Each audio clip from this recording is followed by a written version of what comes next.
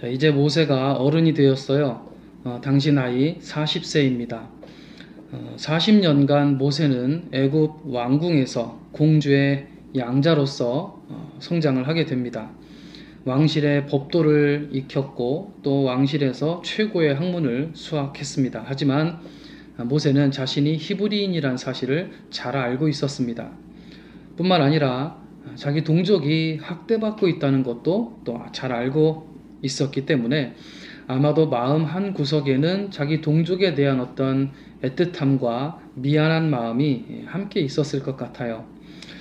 어느 날 모세가 자기 동족을 살피러 궁 밖으로 나갑니다. 그런데 자기 동족을 때리고 있는 애굽 사람을 보게 됩니다.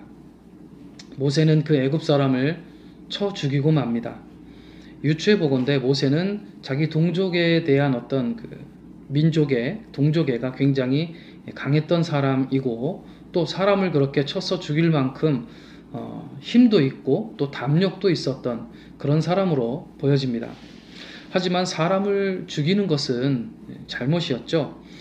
다음날 모세가 궁 밖에 나갔을 때 동족끼리 싸우고 있는 모습을 보게 됩니다. 같은 히브리인들끼리 싸우고 있었어요. 모세는 그중 한 사람에게 이렇게 이야기합니다. 당신은 왜 동족을 때리시오? 노예로 사는 것도 서러운데 같은 동족끼리 서로 의지하고 서로 도우면서 살아도 모자를 판에 서로 싸우고 있는 것이 모세는 이해가 가지 않았던 것입니다. 그런데 그 히브리인은 오히려 모세에게 대들면서 이렇게 얘기합니다. 누가 당신을 우리의 지도자와 재판관으로 세웠단 말입니까? 당신이 이집트 사람을 죽이더니 이제는 나도 죽일 작정이요?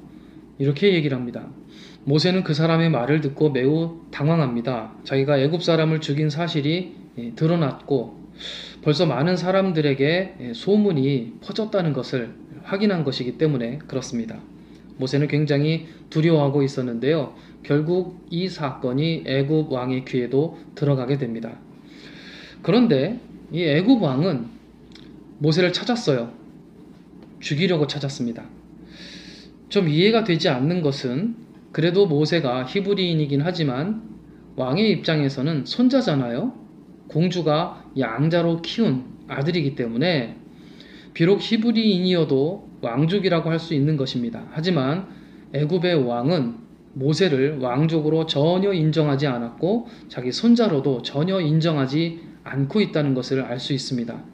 애굽 사람을 죽였다는 이유로 자기 딸이 양자 삼은 그 손자를 죽이려고 한다. 이것은 그만큼 애굽 왕과 애굽 사람들이 히브리인을 싫어했고 또 무시했고 사람 취급도 하지 않았다. 좀 심하게 말하면 그와 같은 애굽인들의 생각을 알 수 있는 대목입니다. 자기 딸을 봐서라도 봐줄 법도 한데 그냥 넘어갈 법도 한데 그러지 않았다는 얘기죠. 자, 모세는 결국 애굽 왕 바로를 피해서 미디안 땅으로 도망갑니다. 지도를 보면 알 수가 있는데요. 미디안은 애굽에서 이집트에서 그렇게 멀지 않습니다. 시나이 반도를 가운데 두고 양쪽에 위치해 있는 그런 지역인데 사실 거리로도 그렇고 사람이 걸음으로 이동하려고 해도 그렇게 멀지 않은 거리입니다. 자, 왕의 양자로 호의호식 하다가 갑자기 도망자 신세가 된 모세. 하지만 모세는 출생에서부터 성장 과정 그리고 미디안에서 도망자의 생활을 하는 그 40년까지 이 모두가 하나님께서 모세를 민족의 지도자로 세우시기 위해서 섭리하시고 키우시는 과정이었습니다. 모세는 하나님의 특별한 일을 위해서 선택된 사람입니다. 여기서 오해하면 안 되는 것은 구원받을 사람을 하나님께서 선택했다는 의미가 아니라 하나님의 일을 위해서 주님께서 정하시고 선택하셨다는 의미입니다. 이렇게 하나님은 당신의 일을 위해서 누군가를 선택을 하시고 그로 하여금 그 일을 하게 하십니다. 그러면 우리는 이런 생각을 해봐야 돼요. 그렇다면 나는 어떤 일을 위해서 하나님께서 선택하셨을까? 여러분 궁금해 해본 적 있으십니까? 하나님은 우리가 그냥 대충 살다가 다행히 천국에 가게 되는 그러한 인생을 살도록 부르시지는 않았을 겁니다. 우리 인생을 향한 하나님의 계획과 섭리는 무엇일까요? 이스라엘 백성을 위해서 하나님께서 모세라는 사람을 선택하시고 키우신 것처럼 우리에게도 하나님의 어떤 목적을 위해서 맡기시는 일들이 저는 있다고 확신합니다. 모세는 자기 인생 3분의 2가 지난 시점 80세 때 그것을 알게 됩니다.